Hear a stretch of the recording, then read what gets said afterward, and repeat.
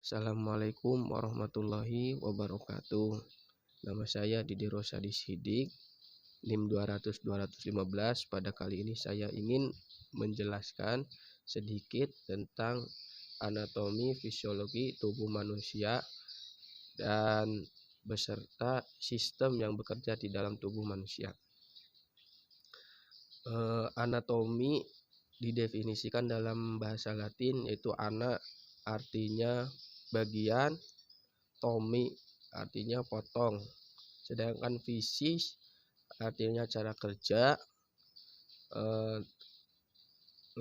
logos itu artinya ilmu. Jadi kita gabungkan, jadi anatomi fisiologis itu adalah ilmu yang mempelajari uraian tubuh manusia. Nah, organisme tubuh manusia dibagi menjadi 8 anatomi.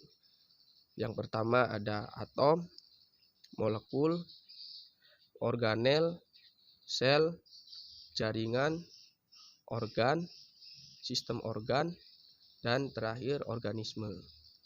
Nah, yang pertama atom. Atom itu bentuk yang paling terkecil dalam tubuh manusia, itu lebih kecil daripada molekul. Yang kedua itu molekul. Molekul adalah kumpulan 2 atau lebih atom yang berbeda yang membentuk sifat dari suatu zat. Molekul memiliki bentuk, struktur, dan sifat kimia ataupun fisika yang membentuk suatu zat. Yang ketiga ada organel. Organel adalah struktur terkecil yang terbentuk dari berbagai molekul dan memiliki tugas tertentu. Contoh organel adalah kloroplas, mitokondria, badan Golgi, dan retikulum endoplasma. Yang keempat ada sel. Sel adalah unit terkecil dari struktur makhluk hidup. Suatu sel terdiri dari berbagai macam organel yang berbeda-beda. Contoh dari sel adalah sel eukariotik, sel prokariotik, sel hewan, dan sel tumbuhan. Dan yang kelima ada jaringan. Jaringan adalah sekumpulan sel yang bekerja sama dan melakukan fungsi tertentu bagi tubuh makhluk hidup. Contohnya jaringan ikat, jaringan pengangkut, jaringan otot, jaringan meristem, jaringan saraf, dan jaringan epidermis, dan lain-lain ya tentunya. Terus yang keenam ada organ. Organ adalah sekumpulan jaringan yang berbeda dan menjalankan fungsi tertentu yang lebih besar. Contoh adalah jantung, ginjal, paru-paru, usus, hati. Yang ketujuh ada sistem organ. Sistem organ adalah sekumpulan organ yang berbeda yang bekerja sama untuk menjalankan fungsi tubuh. Contohnya ada sistem saraf, sistem pernapasan, sistem pencernaan, terus sistem kekebalan tubuh, dan sistem saraf. Terus yang kedelapan, yang terakhir ada organisme. Organisme adalah individu atau spesies yang bisa diidentifikasi. Nah, individu sendiri bisa dibagi menjadi 2. Yang pertama ada organisme uniseluler atau bersel 1. Yang kedua ada multiseluler atau bersel 2. Nah, contoh-contoh organisme uniseluler atau bersel 1 yaitu bakteri. Sedangkan contoh organisme multiseluler atau bersel banyak itu manusia, hewan, dan tumbuhan. Yang kedua, saya akan menjelaskan sistem pada tubuh manusia. Nah, sistem-sistem pada tubuh manusia itu ada sistem integumenter, rangka, ada sistem otot, sistem saraf, respirasi, terus ada pencernaan, urinari, reproduksi, endokrin, limfatik, dan yang terakhir ada kardiovaskular. Nah, yang pertama sistem integumenter yang berfungsi untuk perlindungan jaringan yang ada di bawahnya. Terus ada regulasi suhu tubuh, eliminasi zat sisa. Terus ada menerima rangsang ya, seperti tekanan, suhu atau rasa sakit. Terus mencegah kehilangan cairan.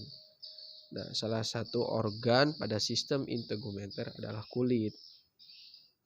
Bagian-bagian kulit yang pertama ada epidermis. Epidermis adalah struktur terluar pada tubuh manusia yang mengalami regenerasi karena peluruhan sel-sel kulit mati setiap harinya. Terus yang kedua ada epidermis. Dermis maksud saya. Dermis adalah lapisan kulit yang berada di bawah epidermis. Nah, jadi yang pertama itu yang paling keluar tuh epidermis, dermis, dan yang terakhir itu ada hipodermis atau bagian kulit yang paling bawah atau dalam. Terus ada sistem rangka. Fungsi dari sistem rangka yaitu penyangga tubuh, perlindungan organ dalam, membantu pergerakan, produksi sel darah, dan cadangan mineral. Nah, sistem rangka ini terdiri dari rangka kepala, rangka tubuh, dan rangka alat gerak. Pada rangka kepala itu ada parietal, nasal, maxilla, mandibula, terus ada vertebrae, cervical atau tulang leher. Terus pada tubuh ada clavicula, scapula, costae atau tulang rusuk, sternum, tulang dada, terus vertebrae, tulang belakang ya, tulang belakang. Terus ada ilium, tulang usus, ischium, tulang duduk, coccyx, vertebrae, tulang ekor, terus pelvic girdle, tulang panggul. Terus pada rangka alat gerak itu pada tangan ada caput humerus, terus ada humerus atau lengan atas, terus ada ulna atau pengumpil, radius atau hasta, terus ada pergelangan tangan karpal, telapak tangan metakarpal, terus ada jari tangan itu phalanges manus. Nah, pada kaki itu ada caput femur, terus ada femur tulang paha, ada patella tulang dengkul ya, terus ada tibia tulang kering, fibula tulang betis, terus ada tarsal pergelangan kaki, metatarsal telapak kaki, terus ada phalanges pedis atau jari kaki. Nah, terus ada sistem otot. Fungsi dari sistem otot yaitu pergerakan, terus reproduksi panas, dan mempertahankan postur. Adapun otot dibagi menjadi 3 jenis. Yang pertama ada otot lurik. Otot lurik ini berfungsi menggerakkan tubuh, dan otot ini juga berperan dalam pengaturan suhu. Terus yang kedua ada otot jantung. Otot jantung merupakan salah satu jenis otot yang hanya ditemukan di dalam jantung. Otot ini membentuk dinding jantung yang menciptakan menciptakan denyut jantung yang teratur dan berirama, dan berfungsi untuk memompa darah ke seluruh tubuh. Terus ada otot polos. Otot polos merupakan salah satu jenis otot yang membentuk dinding organ berlubang, saluran pernapasan, dan pembuluh darah. Jenis otot ini memiliki gerakan gelombang yang mendorong melalui sistem tubuh, seperti makanan melalui perut dan urin melalui kandung kemih. Terus ada sistem saraf. Fungsi dari sistem saraf yaitu komunikasi dan regulasi fungsi seluruh tubuh, menerima rangsang dan indera, mengatur pergerakan dan fungsi fisiologis. Terus ada kontrol intelektual. Nah, pada sistem saraf dibagi menjadi 3 sistem saraf pusat. Yang pertama itu otak. Otak adalah mesin pengendali utama dari segala fungsi tubuh. Seperti yang disebutkan, Organ ini merupakan bagian dalam sistem saraf pusat manusia. Jika saraf pusat merupakan pusat kontrol tubuh, maka otak adalah markas dari sistem saraf pusat. Nah, yang kedua ada sumsum tulang belakang. Sama dengan otak, sumsum tulang belakang juga merupakan bagian dari sistem saraf pusat. Sumsum tulang belakang langsung terhubung ke otak melalui batang otak dan kemudian mengalir sepanjang ruas tulang belakang. Terus yang ketiga ada sel saraf neuron. Fungsi dari sel saraf neuron adalah mengantarkan impuls saraf. Berdasarkan fungsinya, neuron dibagi menjadi 3 jenis. Ada neuron sensorik, neuron motorik, dan interneuron. Nah, neuron sensorik ini berfungsi untuk membawa pesan ke saraf pusat, sedangkan neuron motorik berfungsi membawa pesan dari saraf pusat. Dan interneuron ini berfungsi untuk mengantarkan pesan dari neuron sensorik ke neuron sensorik dan neuron motorik di dalam sistem saraf pusat. Terus ada sistem respirasi. Respirasi itu berfungsi menyaring udara pertukaran gas, terus menyediakan oksigen dan mengeluarkan oksigen, membantu regulasi pH darah.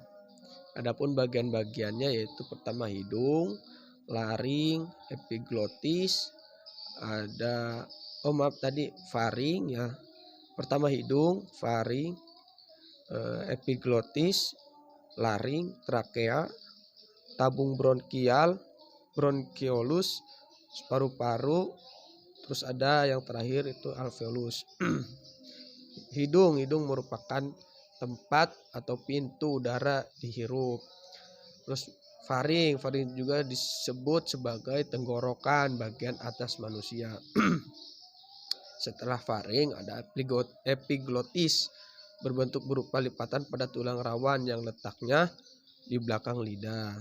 Terus ada laring sering juga disebut sebagai kotak suara. Terus ada trakea, trakea sendiri sering juga disebut sebagai batang tenggorokan. Trakea tersebut tugasnya adalah mengalirkan udara ke paru-paru. Terus ada tabung bronkial, sesuai namanya. Tabung bronkial itu berbentuk seperti tabung. Pada tabung bronkial terdapat silia atau rambut-rambut kecil yang bergerak secara gelombang. Gerakan tersebut membuat dahak dan lendir keluar dari tenggorokan. Dahak atau lendir yang terdapat pada tabung bronkial tersebut bertugas untuk mencegah debu masuk ke paru-paru. Terus ada setelah tabung bronkial ada bronkiolus. Bronkiolus adalah cabang bronkus yang bertugas menyalurkan udara ke alveoli. Selain itu, tugas lain dari bronkiolus adalah mengalirkan jumlah udara yang masuk ke paru-paru ketika kita bernapas. Terus yang selanjutnya ada paru-paru. Paru-paru sendiri letaknya berada di dalam tulang rusuk dan jumlahnya sepasang. Pada paru-paru terdapat kantong kecil yang disebut alveolus. Alveolus ini merupakan tempat bertukarnya oksigen dengan karbon dioksida. Selanjutnya ada sistem pencernaan. Sistem pencernaan berfungsi untuk memecah makanan secara fisika atau kimiawi, absorpsi nutrien, terus membuang bahan sisa. Adapun organ-organnya yang pertama ada mulut, kedua ada kerongkongan, ketiga lambung, pankreas, terus kandung empedu, usus halus, usus besar, dan anus. Yang pertama mulut itu kan proses pencernaan manusia dimulai dari waktu kita menggigit makanan atau mengunyah ya. itu kan melalui mulut. Setelah mulut, makanan atau minuman yang ditelan akan melewati kerongkongan. Kerongkongan adalah saluran yang panjang sekitar 20 cm dan berfungsi untuk menyalurkan makanan dan minuman dari mulut ke dalam lambung. Setelah menerima makanan dan minuman, lambung akan mengeluarkan zat asam dan enzim untuk melanjutkan proses pencernaan. Selain memecah makanan, lambung juga membunuh mikroorganisme yang terdapat pada makanan atau minuman. Terus ada pankreas, tak hanya berfungsi untuk menghasilkan insulin, pankreas juga bertugas menghasilkan enzim pencernaan seperti lipase, terus protease, amilase. Enzim tersebut akan dilepaskan oleh pankreas dan ikut bercampur dengan enzim pencernaan dari lambung. Yang kelima ada kandung empedu. Nah, kandung empedu dihasilkan dari hati, kemudian menyimpan dalam dari hati ya, terus menyimpan di dalam kandung empedu. Cairan empedu terdiri dari kolesterol, garam empedu, bilirubin, serta mineral seperti kalium dan natrium. Cairan ini berfungsi untuk mencerna lemak menjadi asam lemak. Terus ada usus halus. Usus halus makanan yang sudah menjadi pasta atau kimus di dalam lambung akan didorong ke usus halus. Gerakan itu disebut dengan gerakan peristaltik. Gerakan peristaltik terjadi karena kontraksi dan relaksi jaringan otot di dinding usus halus. Usus halus terbagi menjadi 3 bagian, yaitu duodenum, usus 12 jari, jejunum, usus kosong, dan ileum, bagian terakhir dari usus halus. Nah, seterusnya ada usus besar. Nah, setelah diolah menjadi berbagai nutrisi yang diserap oleh tubuh, makanan yang sudah dicerna akan meninggalkan sisa atau limbah yang disebut tinja atau feses. Usus besar akan mendorong limbah makanan tersebut ke dalam rektum, yaitu perhentian terakhir pada saluran pencernaan. Ketika rektum sudah terisi penuh dan tinja di dalam siap dikeluarkan melalui anus. Nah, anus itu dan terakhir anus itu tempat keluarnya tinja atau feses. Terus ada sistem urinari. Sistem urinari adalah sistem organ yang berfungsi untuk menyaring dan membuang zat limbah dengan cara menghasilkan urin. Fungsi dari sistem ini yaitu menyaring darah untuk eliminasi buangan, terus membantu mempertahankan pH darah, terus regulasi keseimbangan air. Adapun organ-organnya yang pertama ginjal, ureter, kandung kemih, dan uretra.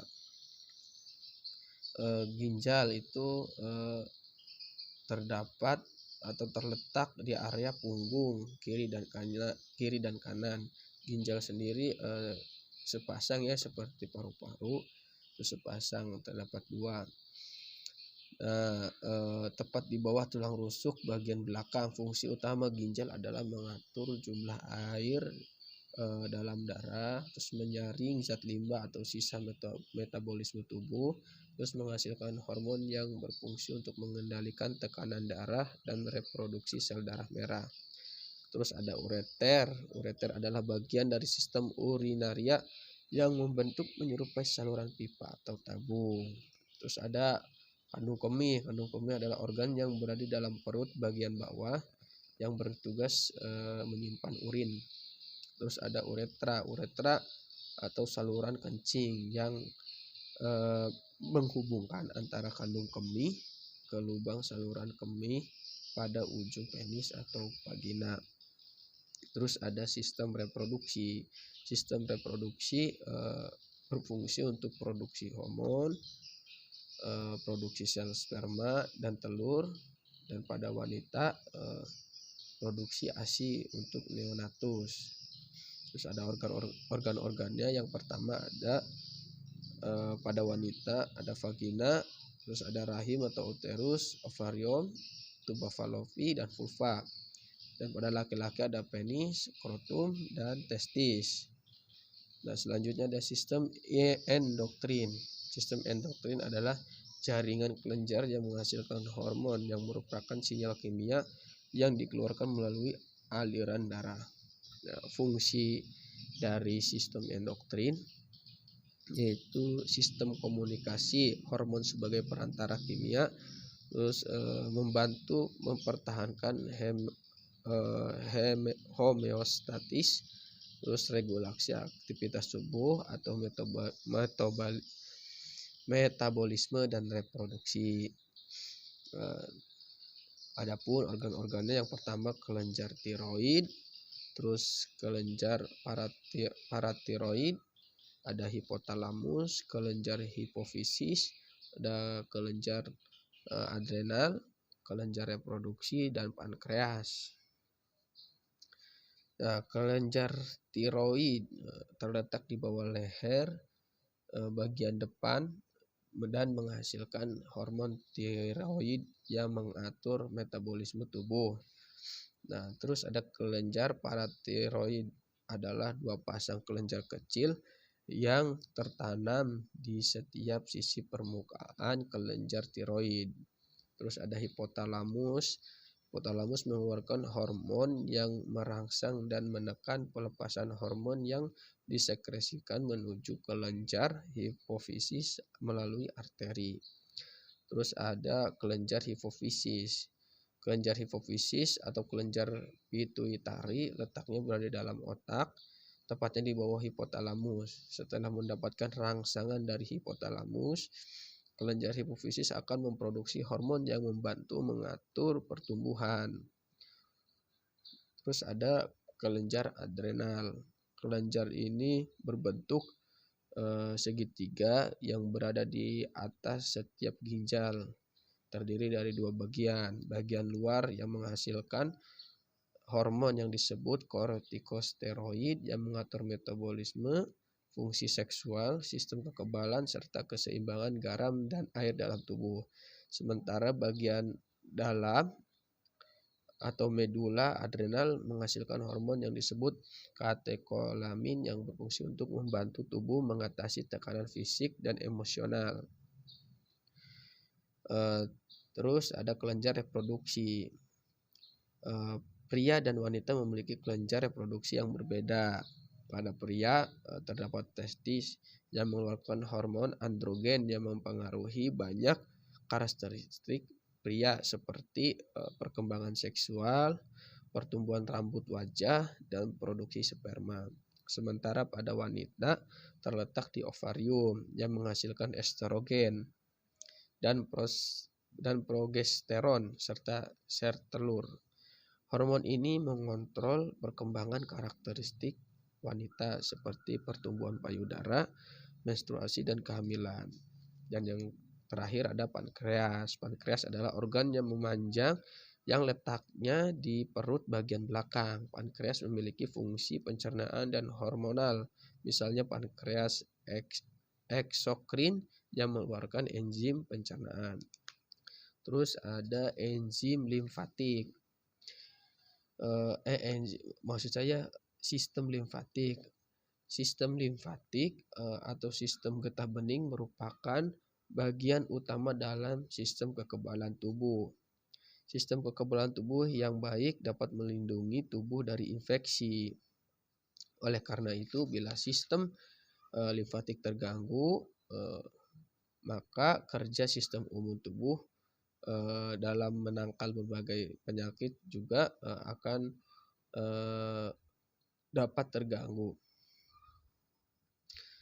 Terus fungsi dari sistem limfatik, pertahanan keseimbangan cairan jaringan, terus menyaring darah dan limfe, produksi sel darah putih untuk mempertahankan tubuh dari penyakit, terus absorpsi lemak dari saluran pencernaan. Dan yang terakhir ada sistem kardiovaskular.